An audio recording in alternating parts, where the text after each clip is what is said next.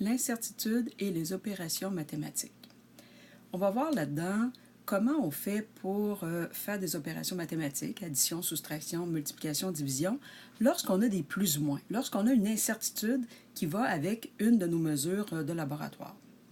Alors, l'incertitude dépend de la précision des mesures. Comme vous le savez, avec le thermomètre, par exemple, on regarde la moitié de la plus petite mesure et ça nous fait une incertitude de plus ou moins 0,5 degrés Celsius. Donc, l'incertitude de 0,5 degrés Celsius dépend de la précision de l'appareil du thermomètre.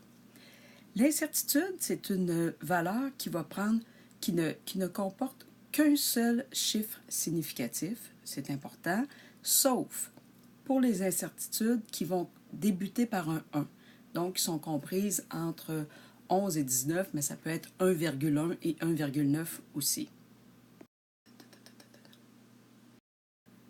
Donc, on vient de voir que l'incertitude ne comporte qu'un seul chiffre significatif, sauf s'il commence par 1.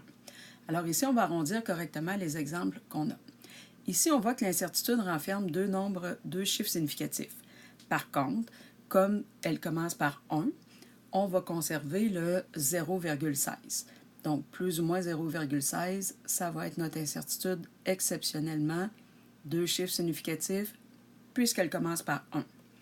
Lorsqu'on regarde la mesure, on voit qu'elle est précise au millième, alors que l'incertitude est précise au centième. Il faut donc arrondir correctement la mesure pour que ce soit logique avec l'incertitude. Si l'incertitude est précise au centième, la mesure ne peut pas l'être au millième. Donc, 34,68 dans ce cas-ci. Je vais vous faire remarquer aussi que pas l'incertitude, mais les unités de mesure n'apparaissent qu'une seule fois. On ne met pas 34,68 millilitres plus ou moins 0,16 millilitres. On ne met qu'une seule fois. Dans notre deuxième exemple, on voit qu'on a 0,26, donc on a deux chiffres et on n'en veut qu'un. Donc on va arrondir ça à 0,3. Et à ce moment-là, notre incertitude est précise au dixième, donc notre mesure doit aussi l'être au dixième.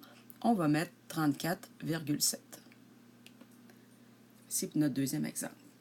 Pour le troisième exemple, c'est embêtant, parce que quand on voit 20, on ne sait pas si on considère qu'il y a un seul chiffre significatif ou s'il y en a deux. On ne sait pas si le 0 est là parce que pour indiquer la position, c'est-à-dire que le 0 est là pour dire que c'est pas 2, mais bien 20. Alors, ça peut être embêtant. Toujours est-il que comme on veut qu'un seul chiffre significatif, ça va être le 2. Et pour éviter la confusion, on va mettre 2 fois 10 à la 1. Comme ça, c'est pas un moins, là, c'est un 1, je m'excuse.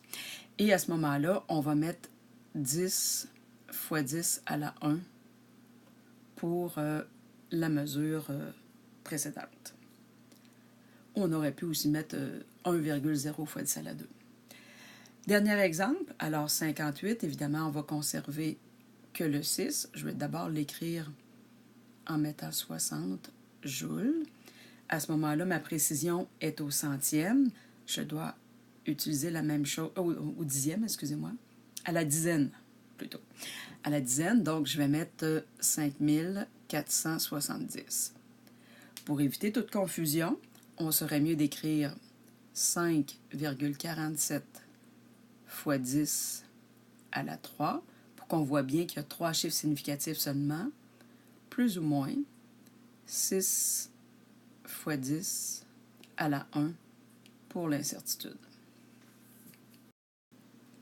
Lorsqu'on mesure l'incertitude sur un appareil, il faut faire attention. Certains appareils vont exiger deux mesures, deux lectures. C'est le cas, par exemple, d'une règle, tout simplement, ou d'un rapporteur d'angle.